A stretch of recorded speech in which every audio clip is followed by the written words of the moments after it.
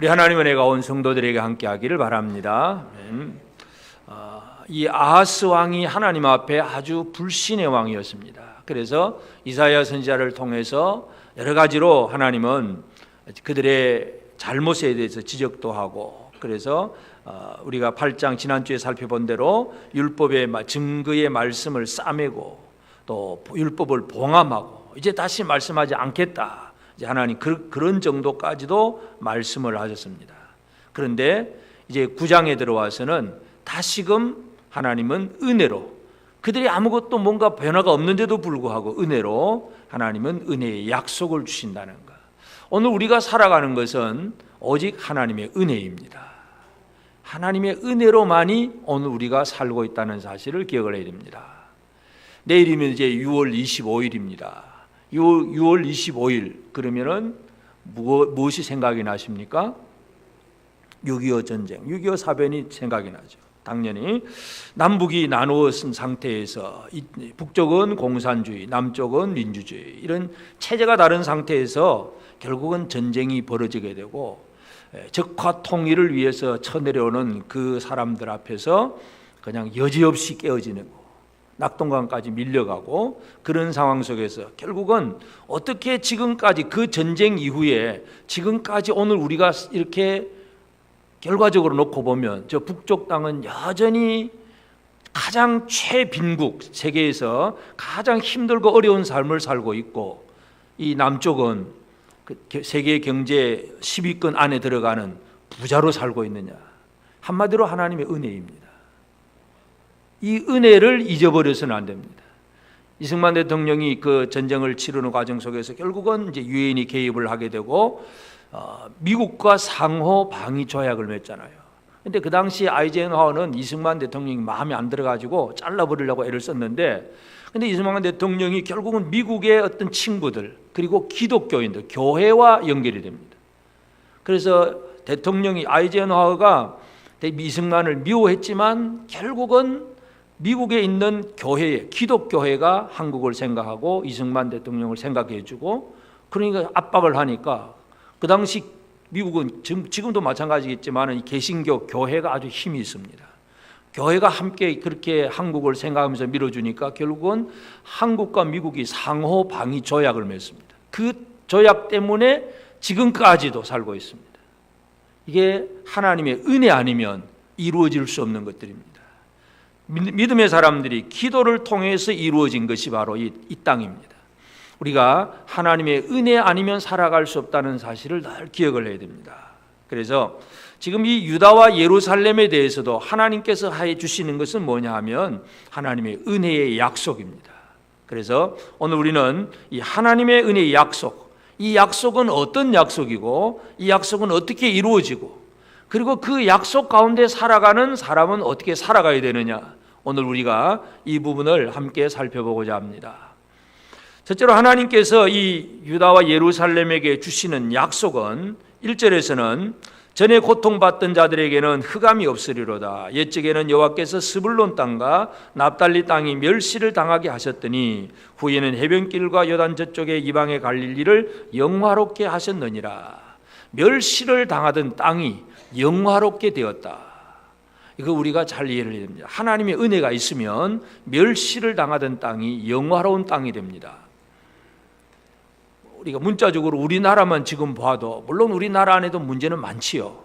그렇지만 지금도 가난하게 살고 있는 여러 동남아라든지 여러 가난한 나라들에서 한국을 꿈으로 생각을 하고 한국에 들어오려고 얼마나 애를 쓰는지 모릅니다. 제주도에 지금 그 예멘 사람들이 많이 들어와서 지금 그것도 지금 한참 문제가 되어 있는데, 옛날 6.25 전쟁 이전에는 어느 누구도 쳐다보지도 않던 조선 땅인데 지금은 많은 사람들이 한국에 들어오고 싶어 합니다. 멸시를 당하던 땅이 영화롭게 된 거예요, 사실은. 물론 이제 성경은 그보다 더 큰 걸 얘기를 하고 있겠지만, 하여튼 하나님의 은혜가 주어지면 말씀이 싸매지고 율법도 봉함되고 하나님이 막 이제 모르겠다고 그냥 내팽개쳤는데 하나님 다시 은혜를 주시면 이 멸시를 당하던 땅이 영광스러운 영화로운 땅이 된다는 것, 이게 하나님의 약속입니다. 여기에 나오는 스불론 땅, 납달리 땅, 또 이방의 갈릴리, 이 스불론, 납달리, 갈릴리는 지금 유다와 예루살렘에서 입장에서 본다면 북이스라엘 땅이에요. 북이스라엘과 아람이 연합해서 지금 유다를 치고 하는 그 과정에서 아하스는 그 사람들을 견디지 못했고, 그래서 그 사람들을 견디기 위해서 아수르 제국의 힘을 빌어서 이 북이스라엘 문제를 해결하려고 했는데, 하여튼 이 유다와 예루살렘 사람들은 북이스라엘 사람들을 그렇게 이제 아주 하대를 하고 또 싫어하고 좋아하지 않았어요. 근데 하나님의 회복은 무슨 얘기냐 하면 그 땅, 스불론 땅, 납달리 땅, 이방의 갈릴리를 영화롭게 하신다. 결국 이 의미를 우리가 또 한번 살펴볼 필요가 있는데, 하여튼 이 예루살렘의 입장에서 본다면 이 스불론 땅은 바로 변방 땅이고 또 사람들에게 무시당하던 어둠의 땅이었어요. 유대인들은 이 갈릴리 지역에 대해서 그렇게 아주 좋아하지 않습니다. 요한복음 7장 41절에도 보면 어떤 사람은 그리스도라 하며 어떤 이들은 그리스도가 어찌 갈릴리에서 나오겠느냐, 이런 얘기를 합니다. 어떤 사람이 갈릴리에서 그리스도가 어떻게 나올 수 있느냐, 그 얘기는 이미 그들의 선입관 속에 갈릴리에서는 그리스도 뭐 좋은 게 나올 게 없다, 전 버림받은 땅이다. 모든 유대인들은 그렇게 생각을 하고 예수님 당시도 마찬가지예요. 그렇게 멸시를 당하던 땅이 갈릴리였어요. 그런데 그 땅을 영화롭게 해주십니다. 하나님의 약속은 그것입니다. 여러분이 지금 어떤 멸시를 당하고 있다면 하나님은 여러분을 영화롭게 만들어 주십니다. 이게 하나님의 약속이에요. 이 약속을 얼마나 믿음으로 받느냐 못 받느냐에 따라서 여러분은 여전히 멸시를 당할 수도 있고 아니면 영화로운 삶을 살아갈 수도 있습니다. 하나님의 약속을 제대로 받으시겠습니까?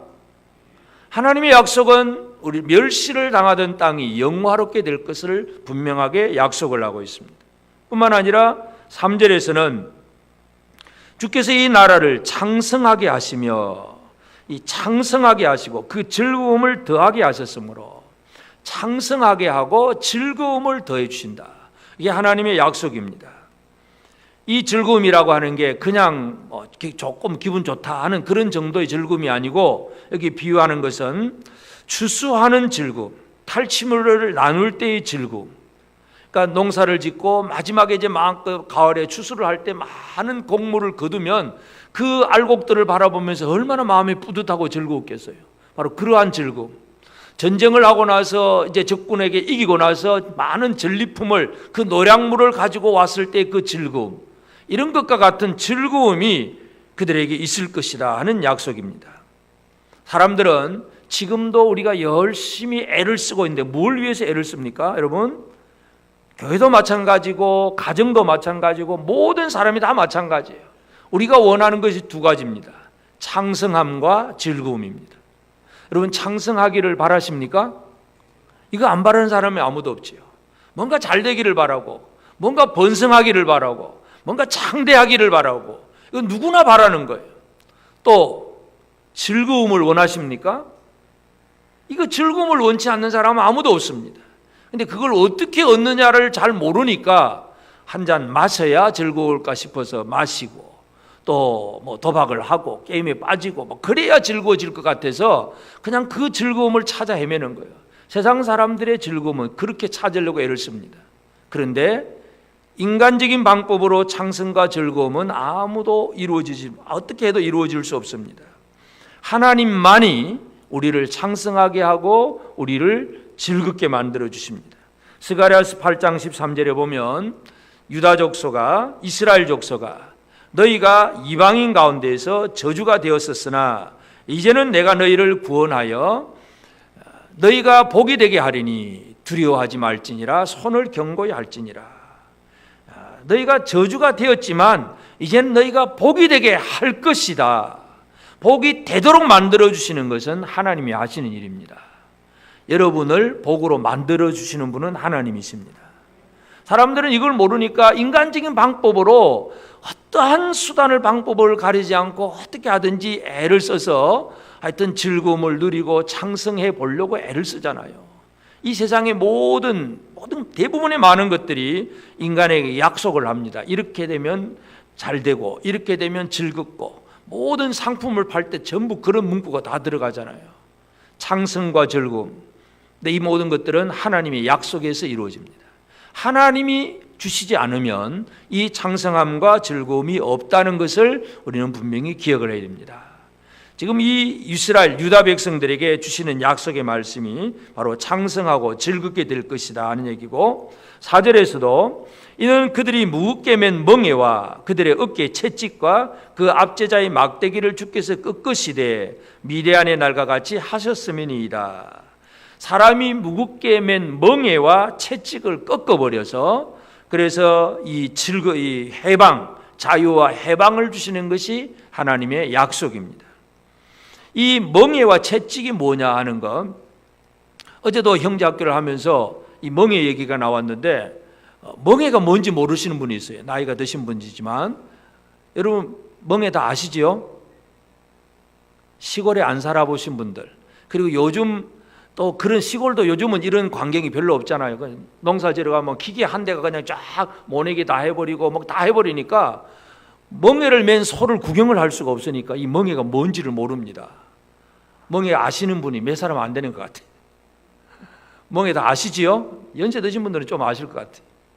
자, 이 멍에는 소가 밤에는 그냥 우리에서 푹 쉬었다가 아침에 농부가 일하러 나가면 소 끌어내고 그 목에다가 멍에를 딱 씌우잖아요.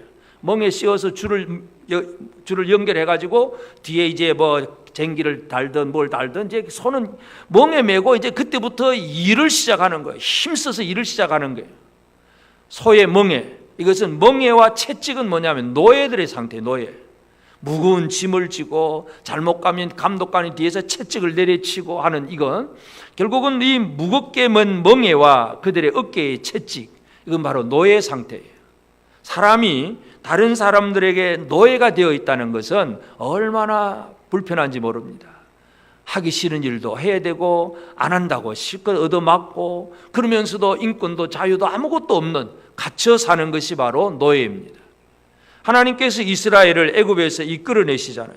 레위기 26장 13절에 보면 나는 너희를 애굽 땅에서 인도해 내어 그들에게 종된 것을 면하게 한 너희의 하나님 여호와이니라. 내가 너희의 멍에의 빗장을 부수고 너희를 바로 서서 걷게 하였느니라. 멍에 메고 있으면 바로 서서 걸을 수도 없을 정도로 힘든 생활이었어요.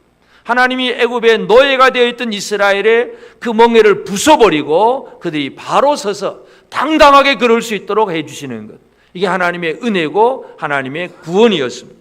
바로 그런 얘기예요.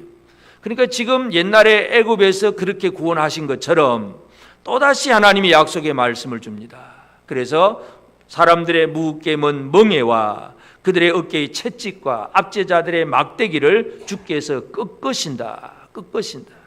미디안의 날과 같이 하셨다. 이 사사 기드온이 300명의 군사를 가지고 미디안 13만 5천 명을 막 쳐부시던 그 날, 그 미디안의 날과 같이 진정한 승리가 되고 해방이 되고 기쁨이 될 것임을 분명하게 약속을 합니다. 여러분, 지금도 이 세상은 강한 세력을 가진 어떤 힘들이 우리를 누르고 또 우리를 무겁게 만들어 그렇게 할 수가 있습니다. 그렇지만 그 모든 강한 것들을 하나님은 꺾어버리시는 하나님이십니다. 여러분이 지고 있는 무거운 짐이 있다면 무엇인가를 한번 생각해 보시기 바랍니다. 사람들은 이 무거운 짐 때문에 스트레스를 여전히 받고 삽니다. 돈 문제, 건강 문제, 자녀 문제, 뭐 하여튼 이 세상의 많은 것들 때문에 막 염려투성이잖아요. 그것이 무거운 멍에예요, 멍에. 이걸 벗어버려야 되는데 이걸 못 벗으니까 늘 염려와 근심 속에 살고 있습니다. 근데 하나님의 약속은 그 모든 것들을 꺾어버리실 것이다. 이것이 이스라엘, 이 유다 백성들에게 주시는 하나님의 약속입니다. 멸시를 당하는 자들에게는 영화로움을 약속합니다. 또 연약하고 두려움에 빠진 그들에게는 창성함과 즐거움을 약속을 합니다. 노예처럼 힘들게 겨우겨우 살아가는 그들에게는 자유와 해방을 약속합니다. 이게 하나님의 약속이에요. 여러분, 이 약속과 상관없이 살아가는 사람은 얼마나 불쌍한 사람인지 모릅니다. 하나님은 하여튼 이 하나님의 은혜는 이 아하스 왕에게 이사야 선지자를 통해서 이 약속의 말씀을 줍니다. 이 아하스가 아직도 하나님 앞에 믿음으로 살지 못하고 불신으로 살고 있는데도 불구하고 하나님은 이 은혜를 주신다는 거예요. 이것을 우리가 기억을 해야 됩니다. 복음이 다른 게 아니에요. 우리가 잘나서 우리가 뭔가 열심히 해서 은혜 받고 복 받는 게 아니라 우리가 여전히 부족하고 잘못하고 있음에도 불구하고 하나님은 은혜의 약속을 주십니다. 이 약속의 가치, 이 약속의 은혜를 우리가 꼭 기억하게 되길 바랍니다. 우리가 예수를 믿는다는 얘기는 바로 이러한 은혜를 믿는 거예요. 내가 한 게 없는데 나 이런 은혜를 주시는구나. 너무나 놀라운 은혜를 우리가 바라보고 믿는 것, 이게 우리 믿음이에요. 그래서 하나님은 이사야를 통해서 그 약속을 주시는데, 물론 이 약속을 이루시는 분이 누구냐? 결국 그것이 이제 5절 6절에 나오는 한 아기, 평강의 왕 예수 그리스도 얘기입니다. 결국 은혜의 복음의 핵심은 뭐냐? 예수 그리스도입니다. 이사야 선지자가 강조하는 이것은 그냥 유다 백성들만 구원받는다, 이 정도의 개념이 아니에요. 이 은혜의 약속의 범위는 더 넓어지고 커진다 하는 걸 우리가 이해할 필요가 있습니다. 그래서 예수님이 이 땅에 오셨습니다. 이 땅에 오심으로 이 땅은 이제 참 이 영화로운 그런 땅이 됩니다. 여기서 영화롭다 하는, 영화라고 하는 카바드라고 하는 단어는 무겁다, 아주 가치 있다 하는 그런 얘기예요.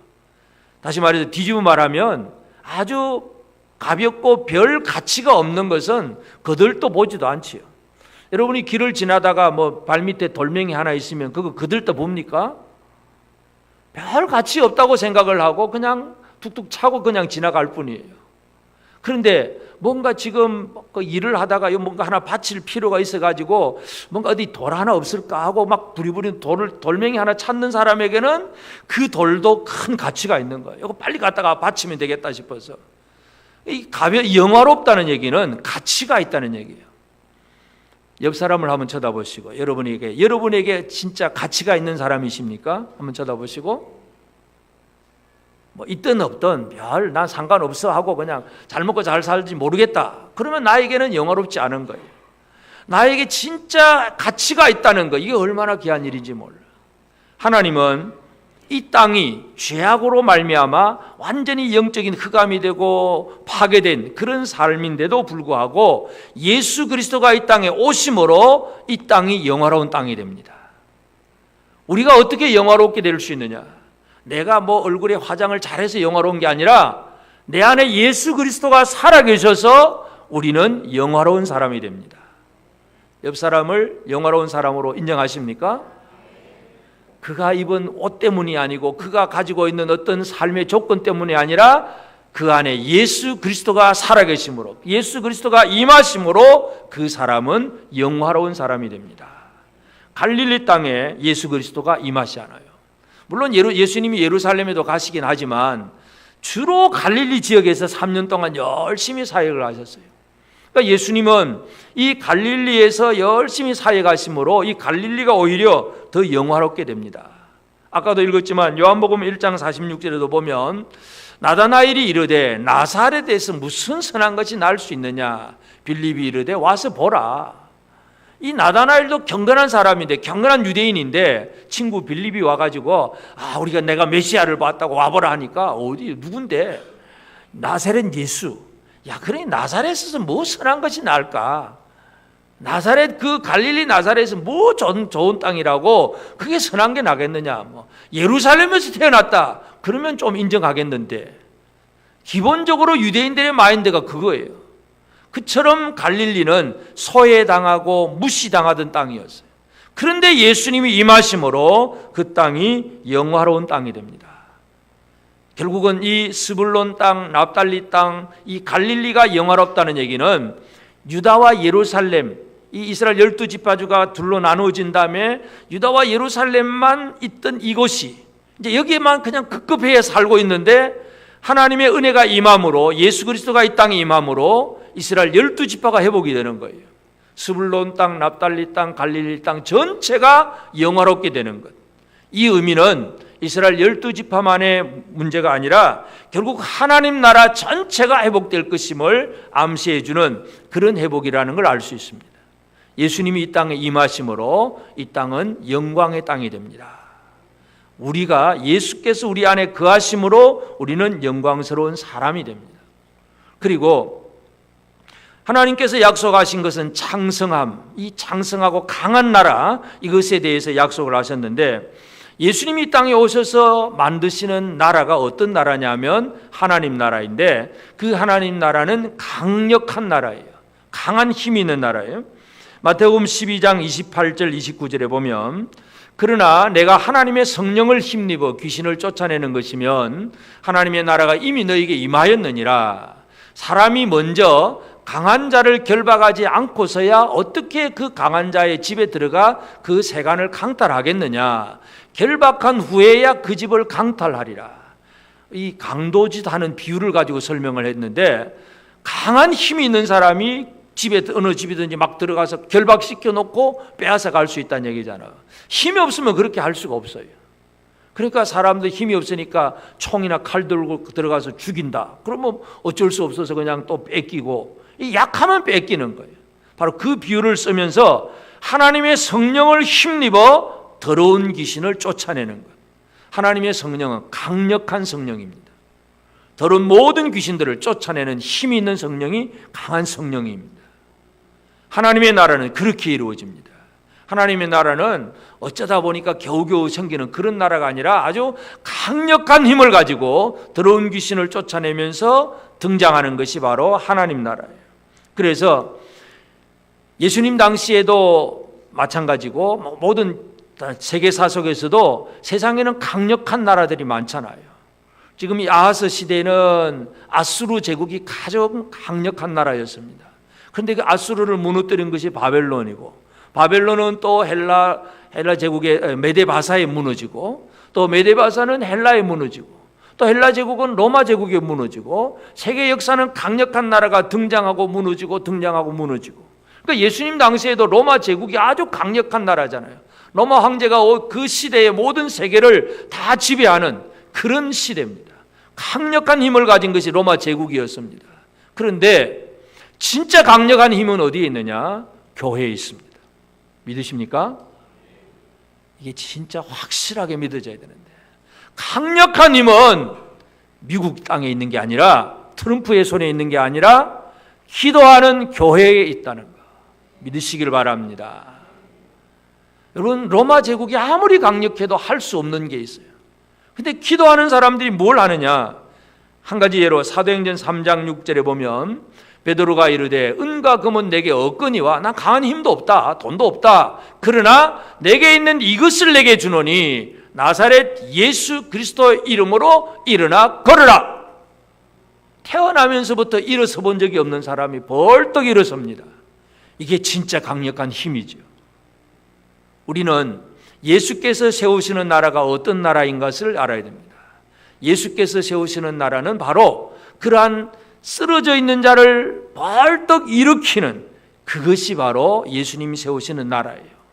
교회가 이것을 잃어버리고 세속적인 그런 시각과 관점을 가지고 우리 교인 숫자가 많다든지 아니면 건물이 크다든지 화려하다든지 뭐 이런 것 가지고 강한 힘을 주장을 하면 진짜 교회가 아닌 거예요. 교회는 예수의 이름으로 강력하게 역사하는 것이고 성령의 능력으로 강력하게 역사하는 것이 바로 강한 교회예요. 예수님이 세우신 나라가 바로 이 나라입니다. 이게 창성하는 나라고 이 안에 진정한 기쁨과 즐거움이 있습니다. 그래서 예수님은 이 나라를 온전하게 하시고, 또 예수님은 십자가의 사역을 통해서 사람에게 자유함을 줍니다. 자, 예수 이전의 사람들은 1절에서도 보면 고통받는 사람들, 전에 고통받는 자들, 또 흑암에 있는 사람들, 사망의 그늘진 땅에 거하는 사람들, 무겁게 먼 멍에가 있고 채찍 아래에 있는 사람들, 늘 힘없이 살아가는 이런 사람들이에요. 노예들입니다. 그런데 예수로 말미암아 그들은 큰 빛을 보게 되고 즐거움을 가지게 되고, 4절에서는 압제에서 벗어난다. 압제자의 막대기를 꺾어버리십니다. 벗어나는 거예요. 이게 바로 예수님이 하신 일입니다. 그래서 예수님의 사역은 누가복음 4장 18절 19절에 보면 주의 성령이 내게 임하셨으니 이는 가난한 자에게 복음을 전하게 하시려고 내게 기름을 부으시고 나를 보내사 포로된 자에게 자유를, 눈먼 자에게 다시 보게 함을 전파하며 눌린 자를 자유롭게 하고 주의 은혜의 해를 전파하게 하려 하심이라 하였더라. 주의 은혜의 해, 희년을 전파하는 거예요. 희년 이전에는 유대인 이스라엘 백성이라도 뭔가 빚이 지고 그래서 남에게 팔렸으면 희년 때까지는 남을 섬기는 종으로 살아야 됩니다. 종로로 돼야 돼요. 그런데 희년이 되면 원상복귀, 다 이제 모든 것들이 회복이 됩니다. 그래서 가난한 자에게 복음이 전파되고 포로된 자에게는 자유, 눈먼 자에게는 다시 보게 함을, 눌린 자는 자유롭게 되는 것, 예수께서 하신 일입니다. 예수님은 우리를 이런 사람으로 만드셨습니다. 예수로 말미암아 진정한 자유가 우리 가운데 주어진 것입니다. 여러분, 자유롭게 사십니까? 뭔가에 여전히 또 매여서 쩔쩔매고 사십니까? 자유롭습니까? 사도 바울은 자유롭다는 삶을 어떻게 사냐면 풍부에 처할 줄도 알고 비천에 처할 줄도 알고, 풍부하다고 교만하지 않고, 아주 가난하고 없어도 그냥 그것 때문에 걱정과 염려 속에 살지도 않고, 비천하도 괜찮고 풍부해도 괜찮고 모든 것을 할 수 있느니라. 이게 자유함을 누리는 사람입니다. 여러분, 자유하십니까? 이 자유를 누리게 되기를 바랍니다. 건강해도 아멘, 몸이 아파도 아멘. 그렇습니까? 부자가 돼도 괜찮고 가난해도 괜찮고 그래도 괜찮으십니까? 이게 자유함이에요. 조건에 매이지 아니하고 예수 그리스도 안에서 진정한 자유를 누릴 수 있는 삶, 이것이 예수님께서 만드시는 사람이었어요.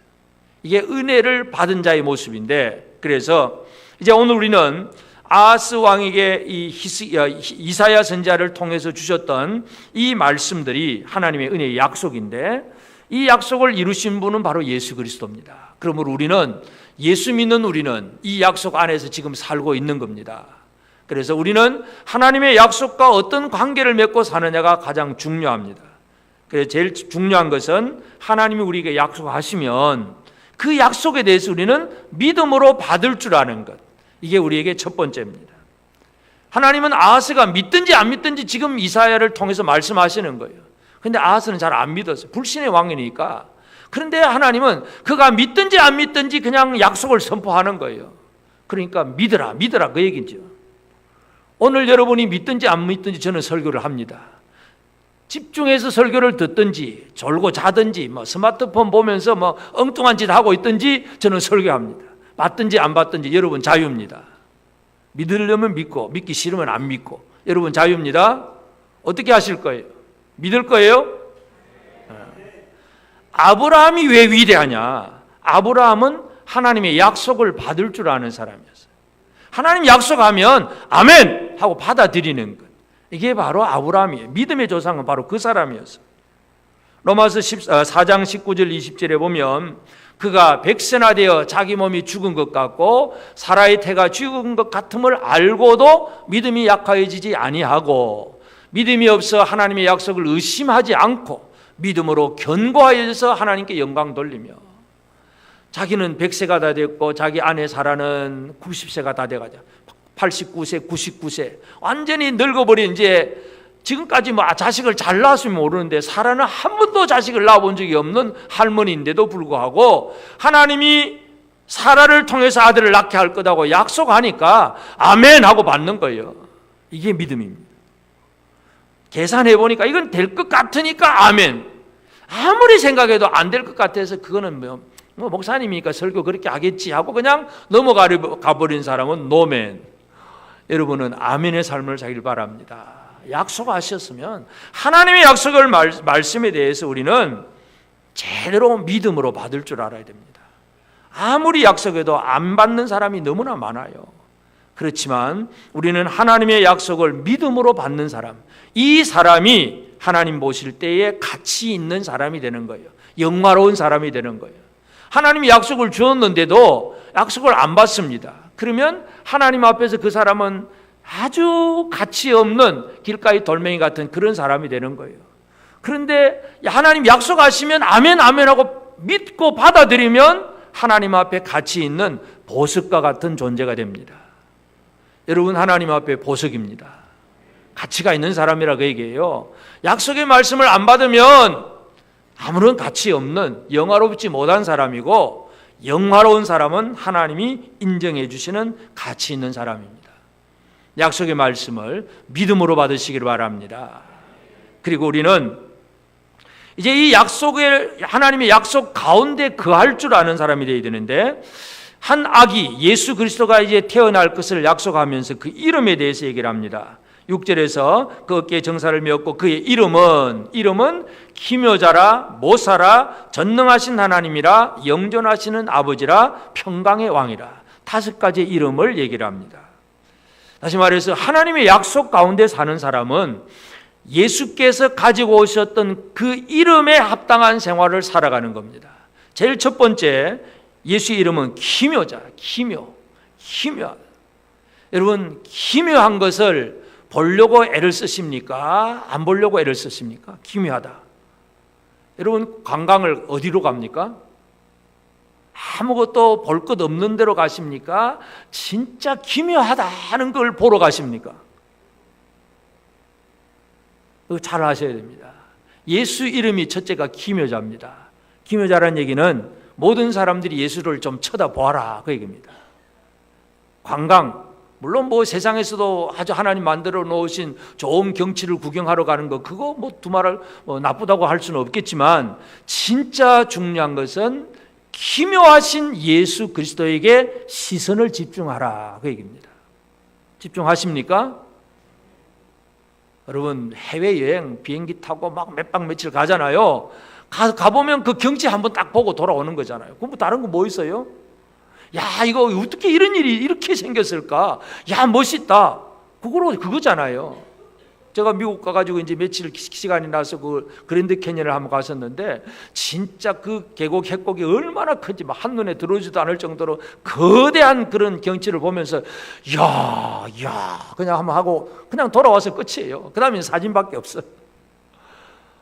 기묘하다는 얘기는 시선을 집중하게 하는 겁니다. 예수께 시선을 집중하시길 바랍니다. 두 번째 이름은 뭐예요? 예수님 이름은 모사의 머릿속에서 계책이 나오고 방법이 나오고 뭔가 계획이 나옵니다. 다시 말해서 모사에게서 우리는 가르침을 받아야 됩니다. 기묘자이신 예수님께 우리 눈이 시선을 집중을 해야 되고, 모사이신 예수님께 우리가 귀를 열고 마음으로 가르침을 받아들여야 돼요. 그래야 제대로 된 길을 갈 수가 있습니다. 세 번째 이름은 전능하신 하나님. 예수가 전능하신 하나님이에요. 능력의 하나님. 그분을 우리는 의지할 수밖에 없습니다. 전능하신 하나님인 그 예수를 의지하십니까? 그 다음에는 영존하시는 아버지라고 표현합니다. 이 이스라엘 백성들, 유대인들에게 있어서 아버지 개념은 그냥 아들과 아버지 뭐 이런 차이가 아니라, 아버지라고 하는 단어는 온 집안 식구를 먹여 살리는 보호자의 개념이에요. 그래서 이스라엘 백성들의 숫자를 셀 때에 20세 이상 남자들의 숫자만 세잖아요. 남자들의 숫자는 뭐냐 하면 한 가정을 책임질 수 있는 사람 얘기예요. 이게 하나님이 세시는 사람들, 어떻게 다른 말로 표현하면 하나님이 이스라엘의 아버지 숫자 세고 계신 거예요. 자기 집안 식구를 보호하고 지키고 먹여 살릴 수 있는 힘, 이게 아버지 개념입니다. 예수 그리스도는 아버지입니다. 물론 우리가 요즘 하나님 아버지 그러면 성부 하나님이고 예수님은 아들 이렇게 표현하지만, 하여튼 이 메시아가 올 때 그 이름이 영존하시는 아버지라는 얘기예요. 우리의 보호자라는 얘기예요. 보호자에게 우리가 할 일이 뭐겠어요? 보호자에게 할 일은 그냥 의존하는 거예요. 맡기는 거. 그 보호자의 손을 벗어나면 망하는 것이고, 보호자 안에 있으면 그 안에서 위로와 기쁨을 누릴 수가 있습니다. 마지막으로 5번째 이름은 평강의 왕입니다. 평강의 왕. 왕은 왕인데 전쟁하고 막 세상을 파괴하는 그런 왕이 아니라 평화를 이루는 왕. 그 왕의 통치를 받는 것, 이것이 바로 오늘 우리에게 있어야 됩니다. 왕의 통치를 받으면, 평강의 왕의 통치를 받으면 그것이 바로 하나님 나라 백성들의 삶이에요. 하나님 나라는 어떤 나라인가 하면 로마서 14장 17절에 보면, 하나님의 나라는 먹는 것과 마시는 것이 아니요 오직 성령 안에 있는 의와 평강과 희락이라. 예수 그리스도 평강의 왕의 통치를 받으면 우리는 어떻게 사느냐? 의와 평강과 희락의 삶을 살 수 있습니다. 여러분 의인이십니까? 그러면 우리가 대답 못하죠. 하나님께서 여러분을 의롭다고 인정해 주셨습니까? 여기 아멘 안 하면 진짜 큰일 나는 거예요. 이거는 내가 예수 믿음으로 하나님이 나를 의롭다고 인정을 해서 나는 의인이에요. 이게 하나님 나라 백성들은 의의 삶입니다. 두 번째는 평강입니다. 평화로 사랑하고 위로하고 그저 아무 문제 없이 형제들과 평강의 생활을 살고 내 안에도 염려 근심이 없는 평강의 생활을 살고 여러분 속에 염려 근심 없이 평강하십니까? 마지막 세 번째가 희락, 즐거움입니다. 하나님 나라는 즐거움입니다. 여러분 즐겁게 사십니까? 여전히 염려 근심 속에 살고 있지는 않습니까? 현대인들이 왜 병에 많이 걸립니까? 희락을 잃어버렸어요. 즐거움이 없어요. 늘 스트레스, 눌려 사는 거예요. 이 눌려 사는 것 때문에 모든 병이 다 생깁니다. 즐거움을 회복하시길 바랍니다. 즐거움을 회복하는 길은 뭐예요? 평강의 왕이신 예수 그리스도의 통치에 순종하면 희락이 나옵니다. 그 즐거움이 영과 역으로 우리를 강건하게 만들어줍니다. 하나님 나라의 즐거움, 이것이 우리에게 있어야 됩니다. 그래서 우리는 하나님의 약속은 믿음으로 신뢰를 해야 되고 그 약속을 이루신 예수 그리스도의 통치에 복종하고 순종하는 것, 이것이 우리가 해야 할 일입니다. 그리고 이제 우리는 하나님의 약속대로 죄에서 노임받은 해방된 사람들입니다. 죄와 사망의 권세에서 우리는 벗어난 사람들이에요. 하나님이 열심히 보내신 그 아들을 통해서 우리가 그렇게 이루어졌는데 로마서 8장 2절에 보면 이는 그리스도 예수 안에 있는 생명의 성령의 법이 죄와 사망의 법에서 너를 해방하였음이라. 해방될 것이다가 아니에요. 해방되었다고 분명히 얘기합니다. 여러분 해방되셨습니까? 죄와 사망의 법에서 해방이 된 사람. 자, 이 죄와 사망의 법은 뭐예요? 사망의 법은 이렇게 하면 죽는다. 전부 죽는다 얘기가 사망의 법입니다. 그러니까 사망의 법 아래 사는 사람은 죽을까 싶어서 염려, 근심이야. 죽인다 그러면 그것 때문에 두려워서 벌벌 떨고 이거 못 살면 어떻게 사나, 뭐 그냥 돈이 없어서 못 살겠다, 건강하지 못해서 못 살겠다, 늘 죽음의 염려 아래 살아가는 사람들은 죄와 사망의 법 아래 사는 사람들이에요. 그런데 예수를 믿는 사람들은 생명의 성령의 법이 죄와 사망의 법에서 우리를 해방시켜 버렸어요. 우리를 누르던 그 죄와 사망의 법에서 우리는 벗어난 자유인이 된 것입니다. 자유를 누리시기를 바랍니다. 자유하십니까?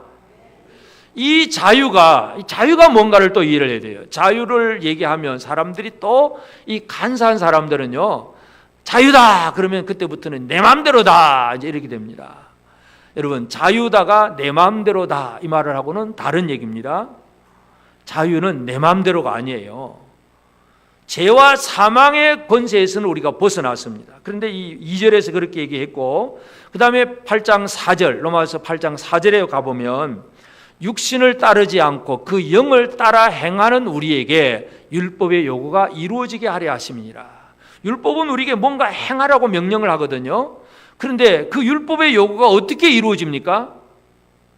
그 영을 따라 행하는 우리가, 성령을 따라 행하는 사람은 율법을 다 지킨 사람이에요. 여러분 율법을 지켰습니까? 아무도 아멘 안 하시지. 율법을 어떻게 지켜? 못 지키지요. 그런데 어떤 이 로마서에서 뭘 얘기를 합니까? 그 영을 따라 행하는 우리에게, 영을 따라 행하는 우리가 율법의 요구는 이루어집니다. 성령을 따라 행하십니까?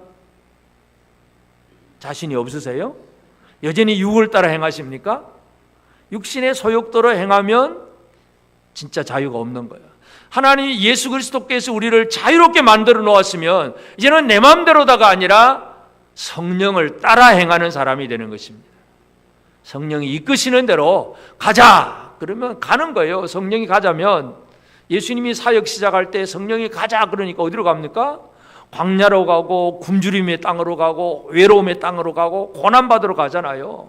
성령이 이끄시는 대로 살아가는 것, 이게 바로 영을 따라 행하는 사람이에요. 그런 사람은 율법의 요구가 오케이, 다 이루어진 겁니다. 완벽한 사람입니다. 이것이 하나님의 약속을 받은 우리가 살아가야 될 삶입니다. 그래서 우리는 하나님의 약속이 뭐냐, 내용도 알고 뭔가 다 알지만 결국 결론은 뭐냐, 내 안에 거하시는 성령의 감동, 성령의 이끄심, 성령의 인도하심을 따라서 행하게 될 때에 우리는 진정한 자유인의 생활을 살아갈 수 있습니다. 죄와 사망의 권세에서 벗어난 사람이에요. 그러니까 사도 바울 아까 말했는 것처럼 내가 뭐든지 할 수 있다, 내게 능력 주시는 자 안에서 내가 모든 걸 할 수 있다. 어떻게 모든 걸 할 수 있느냐? 풍부에도 처할 줄 알고 비천에 처할 줄도 알고 그냥 모든 걸 할 수 있다. 성령을 따라 행하기 때문에 그렇습니다. 우리 모두가 성령을 따라 행하는 성도가 되어지기를 바랍니다. 우리 안에 거하시는 성령을 조금도 무시해서는 안 됩니다. 성령이 우리에게 어떤 때에 감동을 줍니다. 성령이 우리 마음에 뭔가 뜨거움을 주십니다. 그때마다 성령의 이끄심을 따라 살아가야 됩니다. 육신의 눈, 육신의 생각을 따라 사는 사람이 아니라 성령을 따라 행하는 사람이 하나님의 약속을 제대로 누리는 사람임을 기억하십시다. 하나님은 우리에게 은혜로 약속하십니다. 이 약속은 예수 그리스도께서 성취하셨습니다. 그 성취하신 약속을 누리게 하시는 이는 성령님이십니다. 이 성령을 따라 행함으로 하나님의 그 풍부한 약속의 은혜를 제대로 누리고 살아가는 복된 우리 모두가 되어지기를 바랍니다. 아멘.